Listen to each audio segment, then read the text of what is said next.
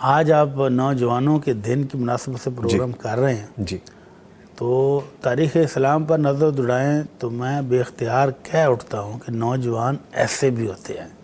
کیسے ہوتے ہیں؟ جی کہ اللہ کے نبی صلی اللہ علیہ وسلم کا فرمان عالی ہے، سبعۃ یظلهم اللہ فی ظلہ یوم لا ظل الا ظلہ، کہ 7 قسم کے خوش نصیب ایسے ہوں گے جن کو اللہ رب العزت اس دن اپنے عرش کا سایہ نصیب فرمائے گا جس دن سورج بالکل سر کے اوپر ہوگا، اور اپنے اپنے اعمال کے حساب سے لوگ پسینے میں ڈوبے ہوئے ہوں گے۔ کوئی غوطے کھا رہا ہے، کسی کے سینے تک پہنچا ہوا ہے، کسی کے کمر تک، کسی کے گھٹنوں تک، کسی کے ٹخنوں تک، اور پریشانی کی حالت یہ ہے کہ خوف کے مارے اچھے خاصے خوبصورت چہروں والے بھی رنگ نیلے پڑ چکے ہوں گے۔ اس روز عرش کا سایہ مل جانا کوئی چھوٹا میڈل ہے؟ یہاں پر کوئی باڈی بلڈنگ میں میڈل لیتا ہے، کوئی فٹ بال میں، کوئی کرکٹ میں، کوئی ہاکی میں، کوئی کسی گیم میں نوجوان میڈل لے کر خوش ہوتے ہیں۔ تو اس نوجوان کو میڈل ملنے والا ہے کون سا نوجوان؟ نشأ فی عبادت اللہ، جس کی نوجوانی اور جس کی جوانی اللہ کی عبادت کرتے ہوئے گزر گئی۔ سبحان اللہ۔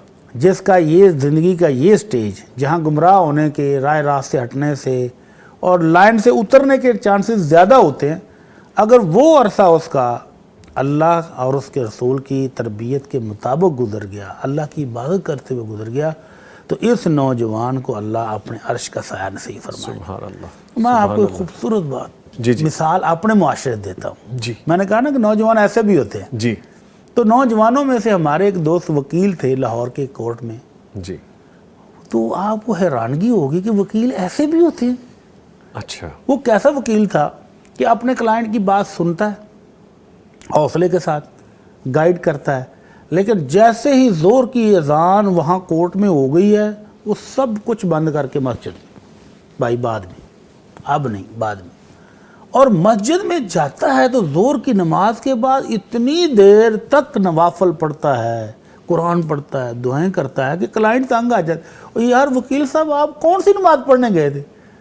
تو ان کا سادہ سا جواب ہوتا تھا، بھائی صبح سے لے کر شام تک آپ کی خدمت کرتا ہوں تو اپنے رب کی عبادت بھی تو تھوڑی سی چس لے کر لینے دو۔ تو اللہ رب العزت نے اس نوجوان وکیل کی زندگی میں ایسی برکت دی کہ نظامی بھائی ہر بندے کی خواہش ہے کہ اللہ مجھے بھی ایسا بنا دے۔ ماشاءاللہ۔ ابھی شادی نہیں ہوئی، نوجوان ینگ۔ اچھا۔ تو والدہ محترمہ کو ساتھ لے کر عمرے پر گئے، عمرہ کیا، صحیح سلامت، جنگ ہے کوئی مسئلہ بھی نہیں ہے۔ دوسرے تیسرے دن والدہ محترمہ نے اٹھایا کہ بیٹا چلیں، کہتا امی جان چلیں، نہا کے کپڑے شپڑے پہن کے آئے تو والدہ کو کہتے ہیں امی جان آپ بھی وضو کر لیں پھر چلیں۔ والدہ کہتی میں وضو کر کے آئی ہوں تو ایسا صوفے پر نیم دراز پڑا تھا تو میں نے اٹھایا کہ اٹھ جائے یار، آپ تو پہلے کہہ رہا تھا امی چلیں چلیں، زور کی نماز کا ٹائم ہو رہا تھا، اب لیٹ رہا ہے، اٹھ نہیں رہا۔ تو بیٹا اٹھا نہیں ہے، تو امی نے 1 دفعہ آواز دی، 2 دفعہ آواز دی، 3 دفعہ آواز دی، پھر ذرا تھوڑا سا زیادہ ہلایا تو دیکھا کہ وہ اللہ کے پاس پہنچ گیا۔ اللہ اکبر، اللہ اکبر۔ کیسی خوبصورت جوانی اللہ کہ جو عبادت میں گزری ہے، زور کی نماز کے بعد طویل نوافل، مغرب کی نماز کے بعد طویل نوافل، اور پھر دعائیں، اور پھر قرآن کی تلاوت، اور پھر عمرہ کیا ہے، اور عمرے کے بعد نماز کے لیے وضو کیا ہے، نہایا ہے، غسل کر کے اچھے کپڑے پہن کے خوشبو لگا کے تو تیاری کر کے بیٹھا ہے اور اللہ کے پاس پہنچ گیا۔ یہ تیاری اللہ کے پاس جانے کی ہوگی۔ ماشاءاللہ۔ کیسا خوبصورت جوان ہے۔ ماشاءاللہ۔ اللہ ایسے جوانوں کو مزید اضافہ فرمائے ہمارے معاشرے میں، آمین۔ کہ جوانیاں ایسے بھی گزریں کہ اللہ رب العزت کی رحمت ان کے ساتھ ساتھ ہو۔